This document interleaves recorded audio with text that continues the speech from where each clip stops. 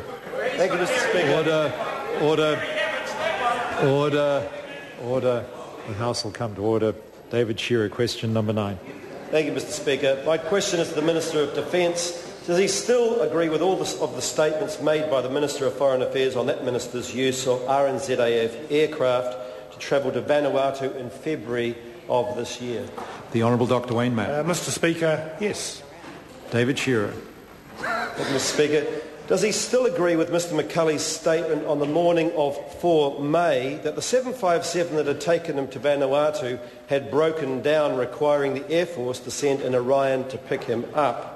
If so, how does he explain his reply to written question 3353 that it did not break down? The Honourable Dr Wayne Mapp. Mr. Speaker, dancing on the head of a pin here, I think. One of the 757s had in fact broken down, which necessitated the 757 to return to New Zealand to enable, there's 2 of them you see, to enable the other one to actually continue its training mission to the Antarctica. Very logical. Question.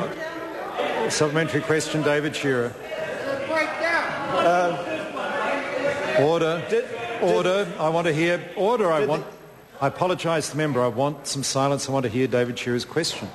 Did he know before Mr McCulley departed for Vanuatu on the 757 on the 13th of February that the plane taking him there would need to return to New Zealand on the same day because of his unscheduled maintenance needed on the second Boeing 757 that was scheduled to travel to Antarctica?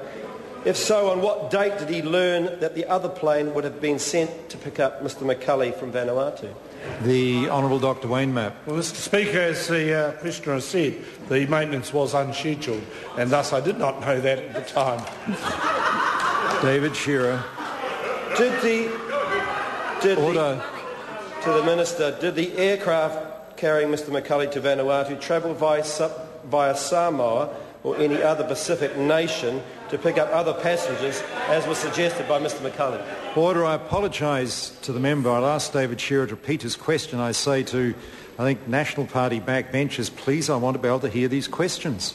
David Shearer, please repeat the question. Did the aircraft carrying Mr McCulley to Vanuatu travel via Samoa or any other Pacific nation to pick up other passengers, as was claimed by Mr McCulley? The Honourable Dr Wayne Mapp. Mr. Speaker, it's my understanding that the Samoan delegation was taken to Vanuatu. I actually understood that to be, in fact, from New Zealand. And can I also say that the member was misinformed when he said that people were left behind in Vanuatu? That actually was not the case. Point of order, the Honourable Trevor Mallard. Mr. Speaker, it was a very carefully drafted and carefully worded question as to whether the plane went via Samoa, and that question was not addressed. The member did say that Samoans were taken on it. Order. The member will notice that I was on my feet for quite a while. And order. I hear what the member said by way of point of order, but I think the Minister has answered the Samoans were taken on the flight. Now, that does leave the question where they were picked up from. I accept that, but there are further supplementary questions that could be used to clarify that situation.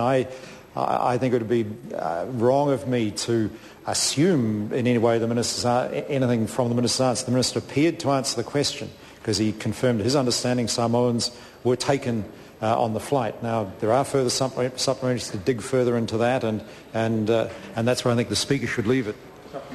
The Honourable Trevor Mallard, supplementary. Were the Samoans who were taken on the flight picked up in Samoa? The Honourable Dr Wayne Mapp. Mr. Speaker, I understand they're actually picked up from Auckland, but frankly, I simply can't understand why the opposition is spending so much time on this issue. No, that is not in order to make that kind of comment. A fair question was asked and it was answered. I thank the Minister. Question number 10, Jamie Lee Ross. Thank you, Mr. Speaker.